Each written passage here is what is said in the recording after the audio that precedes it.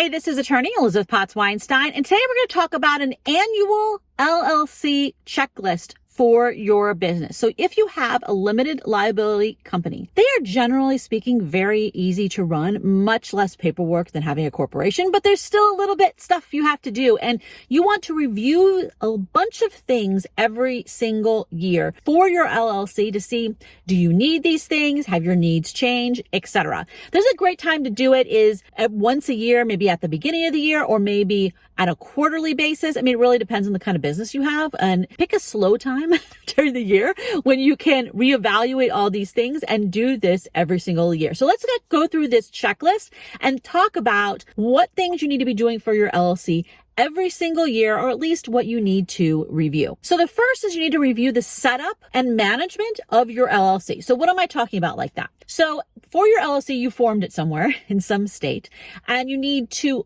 go to that state and see, are there stuff you need to be filing every year? Most states, if not all of them, you have to file something every year. It might be an annual report.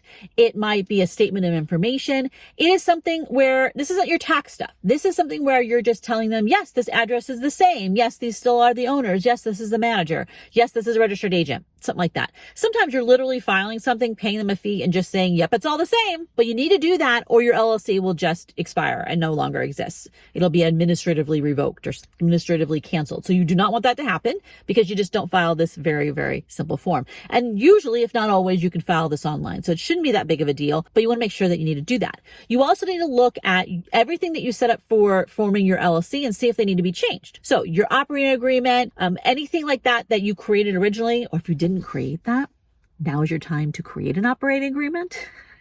Your operating agreement is like the partnership agreement for your LLC. Even if you're a one-person LLC, you should still have it. It's a good way to create a paper trail to show that your LLC is real. And if you're adding more people to your LLC as owners, you definitely want to revisit whatever you've set up, because it talks about the voting structure, who has power to do what in the business, what happens if y'all have problems, what if someone wants to leave the business, what if someone dies. You want to have all that done ahead of time, so you don't just have the default rules apply and then y'all end up suing each other. That is no good. So you want to look at your operating agreement at least once a year to make sure everything is how you want it set up. You may need to do some written resolutions for your LLC if you're doing things that are outside the normal scope of business. So for example, let's say you decide to get a small business loan, or you decide to rent, you had to lease a location. These aren't normal, like everyday business things about your products or services that you sell. So you need to have written resolutions where the owners, even if it's just you yourself, agree that this is a thing that you're going to be doing. This is a really good paper trail thing to have, and your bank, if you're doing a loan, for example, will want to see that. It's also a good time to check over all your contracts that you have.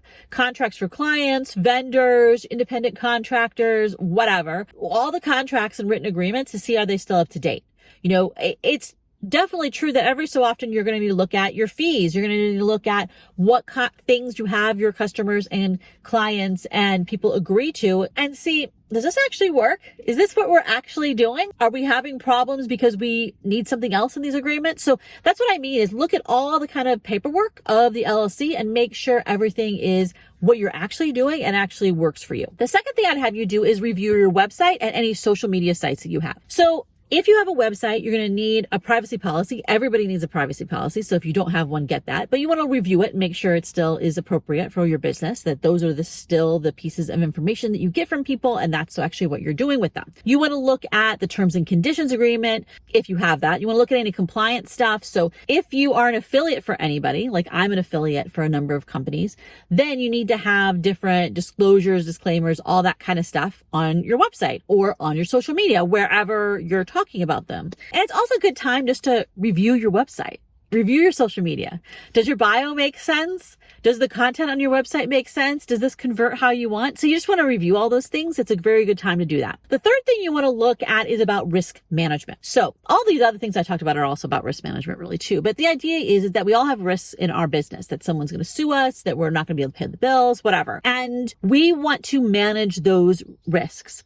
So part of the way you manage that is just by the behaviors of the business, the contracts you have, being picky about your clients and customers, being careful about hiring, all that kind of stuff. But part of the way you manage it is by having insurance. So just like you have car insurance on your car that I'm in right now, you also need insurance for your business. Okay. So the insurance you have personally, like your renter's insurance or homeowners or your personal car insurance, that ain't going to work for your business. And if they find out that you have a business and you don't have business insurance, your homeowners, renters, car insurance may cancel you. And that actually happened to me years and years ago. Now I had business insurance, and as soon as I gave them that policy, they didn't cancel me, but they were threatening to. Okay. You don't want that to happen. All right. So you need insurance specifically for your business. And just like your car insurance, you need multiple kinds of business insurance. So you're going to need insurance that covers the liability, just like a car liability. So if you harm somebody in the business, or they think you harmed them actually, then the insurance company is there to not only pay for the damages up to a certain limit, of course,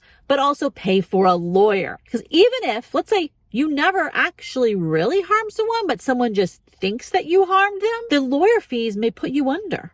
Right? You may not be able to afford to defend yourself in a lawsuit. And that's actually one of the most important things that an insurance company does, is they pay for the lawyer to defend you in that lawsuit. So that's part of its liability. Now there's general liability, which is like the kind of liability insurance every business has for all kinds of general harms. And then there's specific for certain industries. So you may have professional liability for you as a profession. Like I have it, malpractice type insurance for me as a lawyer. You may have errors and omissions for the officers, which is a different special kind of liability insurance. You may have liability insurance that is car liability insurance for your car that you use for business purposes. You may have liability insurance for your product. So it's product liability insurance, which is a special kind of liability insurance. So someone gets your product and it explodes, which I'm thinking isn't going to actually happen. But, people say all kinds of things, right? And so you want to make sure there's liability insurance for that. Then there's another kind of insurance that is actually on the property of your business. So just like car insurance, you have comprehensive. So if a tree falls on my car, knock on wood, leather actually, then I didn't have an accident. There's no liability. It's just tree, So if that happened, then the insurance would pay to fix my car. And the same kind of thing for your business. So you may think you don't have any business property, right?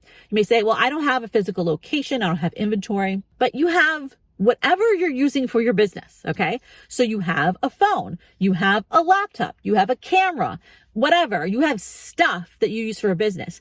That is under your business insurance, not under your homeowners or renters insurance. Now I will say, there are some homeowners or renters insurance where if you have a sole proprietorship business, you can add the business as a writer. And if you have a sole proprietorship business, you may want to look into that and look at the pricing, comparing it to separate business insurance. But that typically only applies if you have a sole proprietorship. If you have an LLC or corporation in that, then you have to get special business insurance. And there's a bunch of other insurances that go with that too. For example, you can get business owners insurance. It's like a package deal. It's really good for small businesses, especially one-person businesses. They have a whole bunch of different things. There's special insurance if you have employees, etc.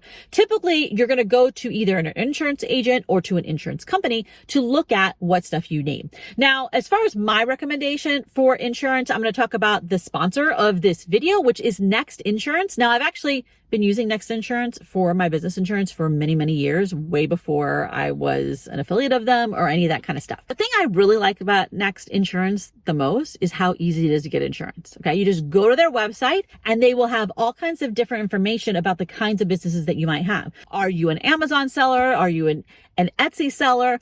Are you someone who does life coaching? Are you someone who has a landscaping business? They have like different categories of different types of businesses. And then you can look at that and they'll tell you what these people typically need. And then you can create a package for that particular business. I found it super easy to sign up and I didn't have to talk to anybody. You know me. I don't want to have to call anyone on the phone. Okay. I just want to go to a website and fill out forms and get the insurance. Now I haven't actually used them because something went wrong yet. So I can't tell you how they play on claims or any of that kind of stuff because I actually haven't used them for that. I haven't had a problem, knock on leather again, but it is super, super easy to sign up. And here's the thing. Whenever you're at a point where you're thinking about getting insurance, which you should definitely be doing if you don't have insurance yet, I'd recommend getting a couple different quotes, looking at your homeowners or your renters to see if they have a rider, if you're sole proprietorship, and see what pricing makes sense and what makes sense for your particular situation. I found Next to be incredibly reasonable prices, and I switched to them from something else that kept going up and up and up in price. And I also had to deal with an agent. I don't have to deal with any of this stuff. The underwriting is super easy. Yeah. So I have a link below from Next Insurance if you wanted to go there and learn about that and get a quote from them and maybe move forward in getting insurance. But obviously you can just Google them if you don't want to use that link. If you do use the link, then it does help out this channel. All right, let's move on to number 4.